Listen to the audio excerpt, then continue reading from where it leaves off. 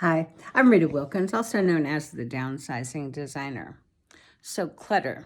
We've all experienced it on some level, some more than others. Some of it's visible and some of it's hidden from our sight.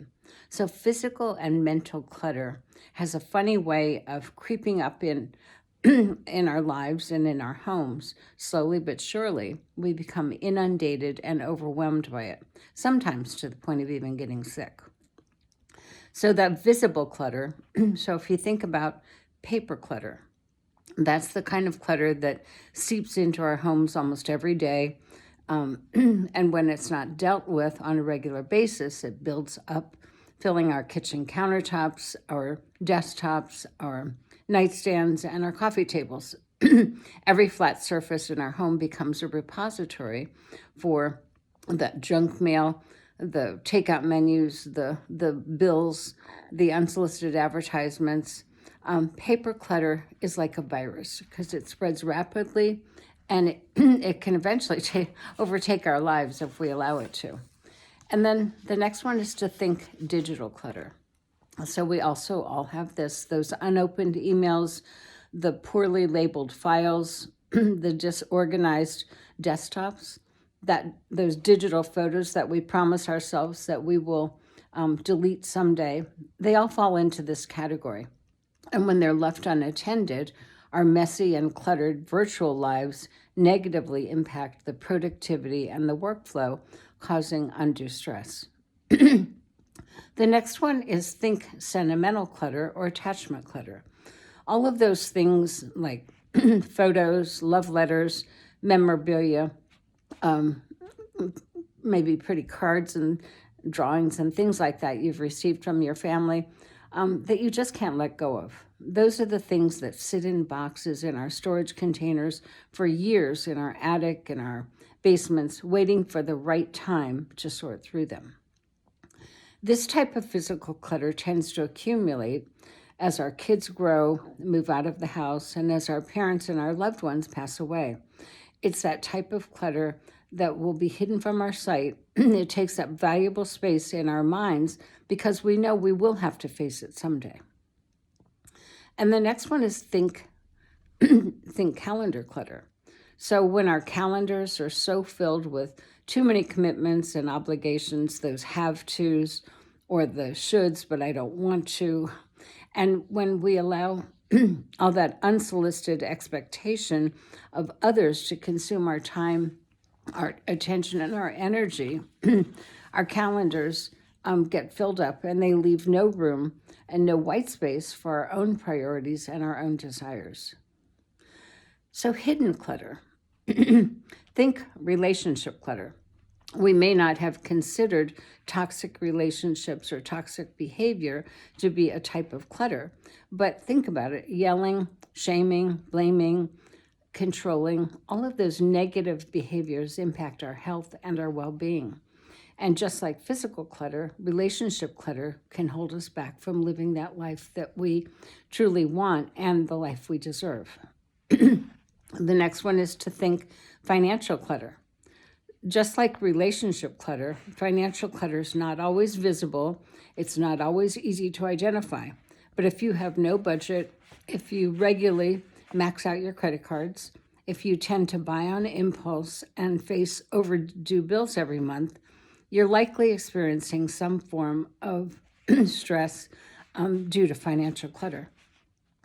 And each of these types of clutter, whether they're visible or invisible, impacts our health, our wealth, and our overall happiness. So clutter's like that disease that slowly eats away at the quality of our lives.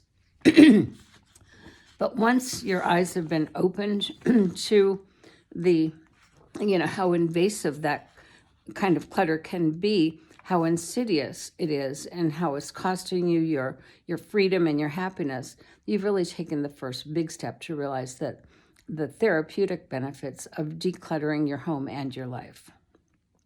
So for many, the thought of decluttering stirs up negative emotions.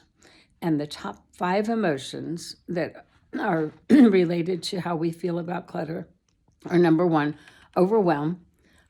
So not knowing where or how to get started, that the task is so big that it's almost impossible to comprehend.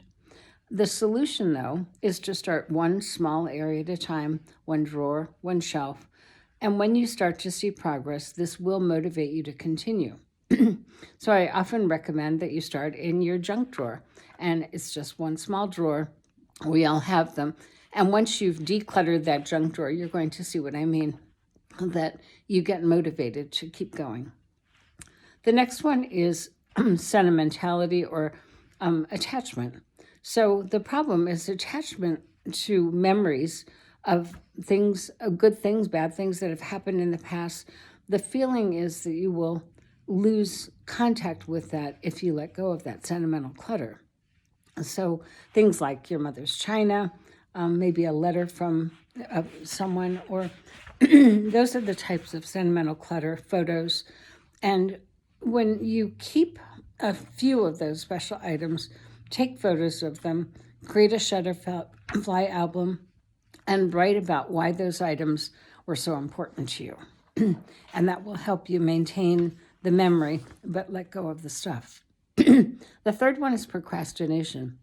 So the problem is you have to declutter, and you even want to declutter, but you just keep putting it off till tomorrow, until the next day.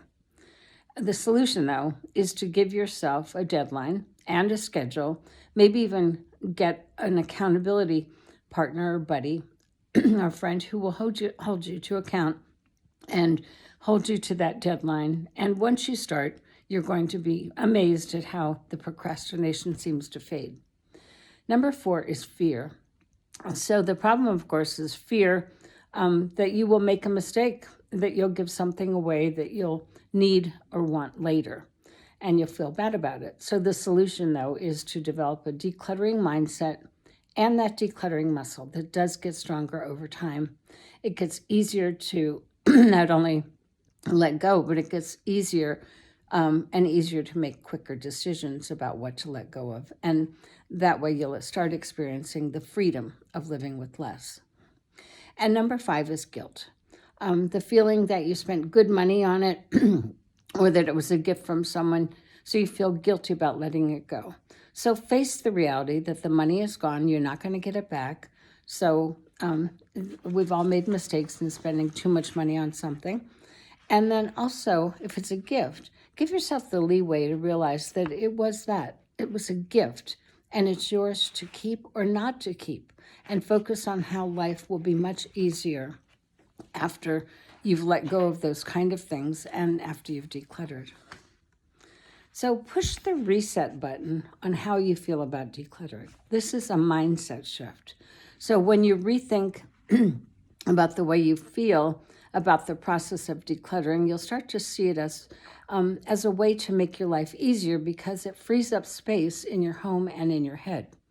Decluttering is an emotional process, but allow yourself to feel those feelings of fear, of guilt, of sentimentality and attachment. You will feel those, and when you just allow it, allow yourself to grieve the loss of that donation, the repurposing of items that you're giving to others. It's a natural response, but the more you do it, the easier it becomes. So decluttering can be a positive and therapeutic experience. It can reduce stress, it can reduce overwhelm, and actually restore the clarity and the peace of mind, freedom, and happiness. So decluttering is actually a cure for clutter. And think of decluttering as a way to cure clutter and to simplify all areas of your life. When you make a habit of decluttering and purging the excess physical and mental clutter regularly, and when you create boundaries about about what you allow into your house and into your life, you're going to start to see that decluttering is in a whole new light, because the more you think about it, you'll gain much more than you'll lose.